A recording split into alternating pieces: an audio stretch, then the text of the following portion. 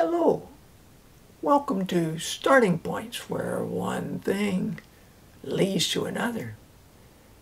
Here's an example. Last time we're talking about herb gardens, and then I remembered the book called The Midwife's Apprentice by Karen Cushman, and she won a Newbery Award for it. 13-year-old, 14-year-olds and up. It was back in the times, medieval times, and the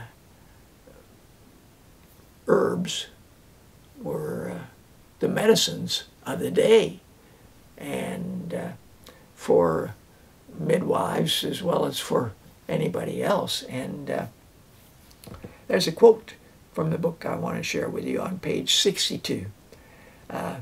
She found that mouse ear and willow can help stop bleeding, and that a tea of anise and dill and bitter milkwort would help when milk would not come. So it's this time I want to shift and look at vegetables. Here's a book of vegetables. This book is a most attractive book, laid out really, really well, and maps of the geographic areas, the whole of the United States, but there's parts of Canada which are taken into effect as well, those parts that are close to the border. It shows some of the variety. If you're looking at, say, corns, when you hear the word corn, I'm going to grow some corn. Well, you know, here's 8 different varieties of corn, one of them being popcorn, that one could grow. The same with tomatoes. When think of tomatoes you might grow, well, there's lots of kinds of tomatoes that you might grow. And these are only some of the kinds. So it's a neat book. This Horticultural Society, home base is Mount Vernon, Virginia, where George Washington and his wife Martha had their 5 farms, their plantation. This book is called How to Grow More Vegetables. It is a catchy title, How to Grow More Vegetables. Well, that's really referring to how you can more densely plant the land that you've got. You don't need 5 farms. You only need, as they show, as John Javins shows, you only need a small area, but you need to approach it in such a way that things are more densely planted rather than there being long sort of single rows. So that's a movement that's evolved by the fact that people don't have big property. How can I grow food in a small space that will allow me to even store food and save seeds and develop and enrich it year after year? So this is a helpful book. This book's actually available in Victoria Public Library. There's 5 books I want to show you here, and 3 of them were available in the Victoria Public Library. This was a book of garden secrets. And this is by Dorothy Hinshaw, Patton, and Diane K. Bilderback. And they have really put together quite a book for Harold Smith published it, Tomatoes in the Garden. They corn varieties. You know, you take corn and it talks about 6 different varieties there, and comments about it, and sowing, and corn's unique problem. So there's quite a bit of information on each of the plants that it uses. One that surprised me was that they had 30 pages on the cabbage, but it was the cabbage family, and of course that includes you know, winter cabbages, and it includes collards, Brussels sprouts, kohlrabi,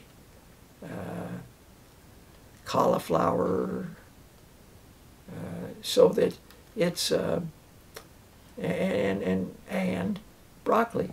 So it's a but it's a fine guide. All 3 of these books, but you know, you can branch out like the tree.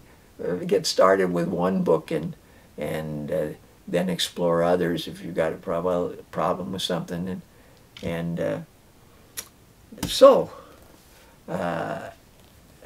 here's another one where you're trying to maximize what you can grow in the area. This is Square Foot Gardening. It's by Mel Bartholomew. This book was in the library in Victoria. Well, I wanted to show you something from this. Square Foot. Here they're thinking along the lines of planting using a grid that's made up of hexagons, because like squares, I mean, surface can be covered with squares. A surface can be covered with hexagons that tessellate and cover that. Can it be covered with equilateral triangles? And 2 equilateral triangles makes a nice diamond shape, and so he's got a plan in here for using it. So you make your template, and then you just move it and plant your seeds in the corners, and move it and plant your seeds. And with this case, you plant a seed right in the center of the hexagon. This is a widely used book put out by Rodell Press. And here's a postage stamp garden book. This is by Dwayne Newcomb. And this was in the public library. Now, thinking of these small square foot garden and the postage stamp size garden reminded me of this book. It's called One Small Garden, and it's by Barbara Nickel, and the illustrations are by Barry Mosher, and I love his watercolor. So this book is not really a garden book. It's about a tree, mainly about this tree. It's a fascinating story about the natural life involved in that.